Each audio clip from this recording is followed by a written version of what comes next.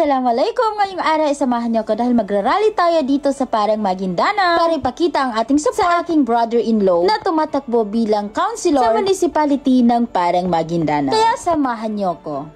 Dahil nga mga sisi ko, malapit na ang eleksyon, kaya ngayong araw ay magkakaroon tayo ng Grand Rally here in Parang Maguindanao.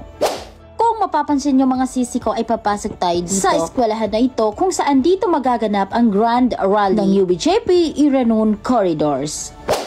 At pagkapasok pa lang namin mga sisi ko ay kitang-kita na natin na napakaraming tao dito. At ito pala yung brother-in-law ko na si Habib Shaifullah. Tumatakbo bilang councilor dito sa Parang Maguindanao. Habib Shaifullah, number 19 sa balota. This is the Grand Rally UBJP Iranon Corridors here in Parang Maguindanao. Kaya kitang-kita naman natin mga sisi ko na sobrang daming mga team UBJP here in Parang Maguindanao. Kaya naman mga sisi ko, wag na wag natin kakalimutan. Bagong mukha, bagong kaibigan, tropa ng lahat, Habib Shaifullah, for councilors number 19 sa balota.